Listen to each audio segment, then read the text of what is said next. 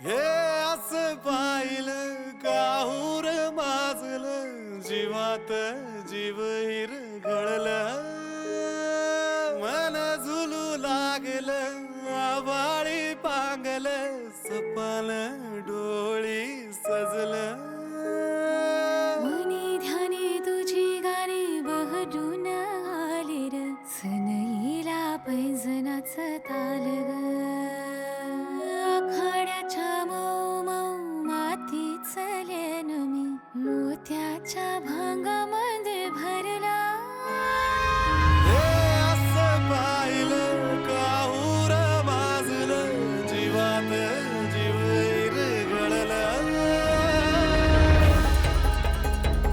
ताई दाखवता का?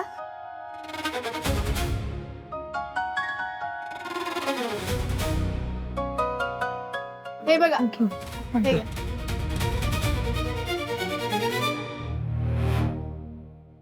हे घ्या मावशी. हा बऱ्या आहात ना तुम्ही?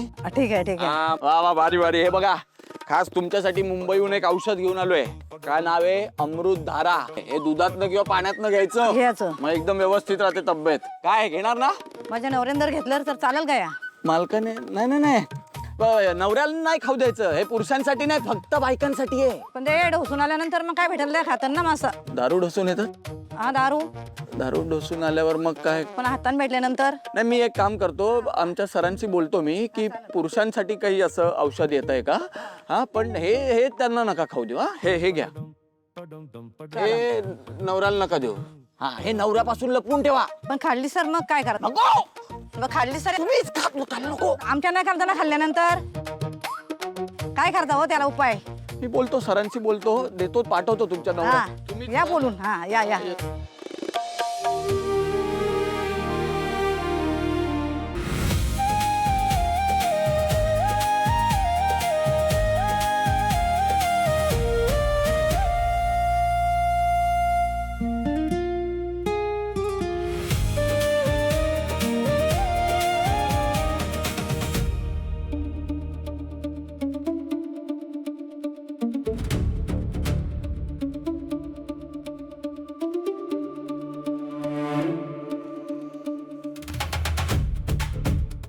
I was expecting this.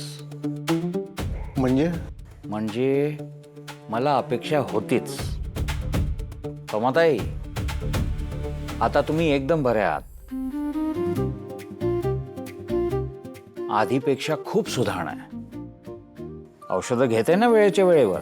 हो आणि सगळी पथ्य पण पाळते. त्याचा परिणाम दिसतोय. ट्रीटमेंट खूप छान वर्कआउट होत आहे. असंच चालू ठेवा. म्हणजे आता काळजी करायचं काहीच कारण नाहीये ना? काही नाही. मी परत पहिल्यासारखं माझं काम करू शकते ना? हो, पण स्ट्रेस न घेता वेळेवर औषधं, वेळेवर जेवण आणि स्वतःला अजिबात जास्त दमवायचं नाही. नाही आम्ही सगळे मिळून तिची काळजी घेतो आणि तिला जास्तीचं कामही करू देत नाही. पण थोडं करू द्या.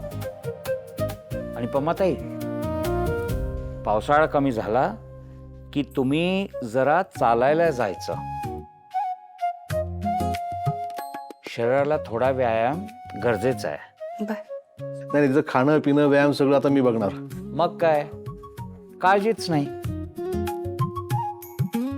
घरी कोणीतरी अशी काळजी घेणार असणं हे पण एक औषधच आहे. मी प्रिस्क्रिप्शन लिहून देतो. आधीच्या गोळ्या चालू राहू द्या. ह्या 2 नवीन गोळ्या लिहिलेल्या आम्ही.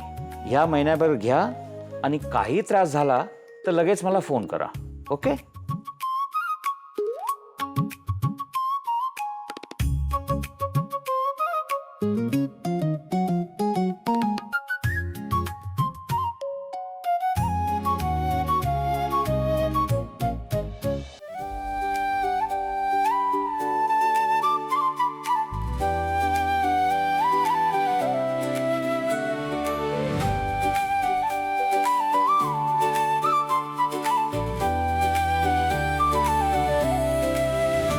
अहो जाता जाता आपण देवळात जाऊया का? कारण डॉक्टर बोलले ना माझे रिपोर्ट चांगले आले, तर मग आपण देवाचे आभार मानूया ना. तर मग एक काम कर, हा. तू घरी जा. मी येताना मेडिकलहून संध्याकाळी औषध घेऊन येतो. मला द्या ना ती चिठ्ठी, मी जाते, मी घेऊन येईन. मी आणतो ना, आणि तसंही उद्यापासून खायचे आहेत ते. औषधं खूप महाग आहेत. त्या लग्नाच्या वेळेस काढलेलं कर्ज अजून फिटलं नाहीये, त्यात हा औषध पाण्याचा खर्च. अहो, आपण डॉक्टर बदलूया का? म्हणजे खूप लांब आहे ना, म्हणून मी बोललो. त्यांना काय होणार आहे? हा, काही बडबडते का? प्रधान डॉक्टर चांगले आहेत. हो, पण त्यांची औषधं खूप महाग आहे. अगं असू दे ना, तब्येत महत्वाची आहे की नाही? पण सगळा भार तुमच्या एकट्यावर पडतो आणि मग तुम्ही टेन्शन घेता. काही माझ्या एकट्यावर येत नाहीये. मामा, आपल्या पोरीना खूप शहाण्या आहेत अगं. आज आपल्याला डॉक्टरकडे जायचं हे शर्वला माहित होतं, म्हणून तिने जाताना पैसे देऊन गेली मला. मी नको बोललो तरी दिले. खरंच खूप गुणाची पोर आहे हो आपली. देवाचा आशीर्वाद आहे तिला.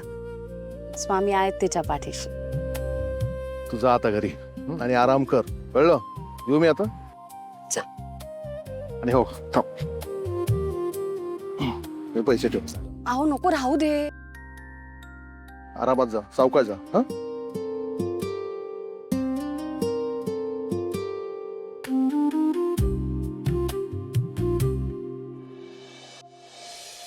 किती साधी आहेत ना ही माणसं. म्हणजे आपण कोण कुठून आलोय त्यांना काहीच फरक पडला नाही. आलं आलं आपलं स्वागत केलं, पाहुणचार केला, आपल्याशी इतकं आपुलकीने वागले. मी तर हे असलं कधी काही पाहिलंच नाहीये. गावाकडची माणसं ना अशीच असतात शायनार. शहर ना आपलं कोरच सगळं बदलून टाकतं. शहरात कुठे आपल्याला असतो एवढा वेळ, म्हणजे घरातल्या घरात आपण बोलत नाही. पण इकडे बघ ना, नवीन होतो आपण तरी पण आपल्याशी सगळं बोलले रे. म्हणजे मला असं वाटतं त्यांना ना भीतीच नसते कोणी आपल्याला फसवेल किंवा लुबाडेल. नाही तर शहरात कुठल्या अनोळखी माणसावरती विश्वास ठेवायचा म्हणजेच भीती वाटते. हा, हे बरोबर बोलली तू तायडे. आपल्या गावाकडची माणसं पण वेगळीच आहेत बघ ना सर. ही माणसं ना मातीशी जोडलेली असतात. यांना तुम्ही किती पण उंचावर घेऊन गेले ना तरी त्यांना माहिती आहे आपल्याला परत मातीवरच यायचं. कारण यांचे पाय जमिनीवरच असतात सर, है ना सर? आता बघा ना, आपण आता गेलेलो तिथे अर्ध्याहून जास्त माणसांच्या पायात तर चपला पण नव्हत्या. हो हो. हा, पण त्यांना असं वाटत नाही की आता आपले पाय घाण वगैरे होणार आहेत. कारण त्यांना माहिती आहे की मातीतून उगवणारं काही घाण नसूच शकतं, सगळं छानच असणार आहे. उलट आपण ते नंतर घाण करून टाकतो सर. चला, इकडे जायचं आता पुढचा सर्वे. चल चल.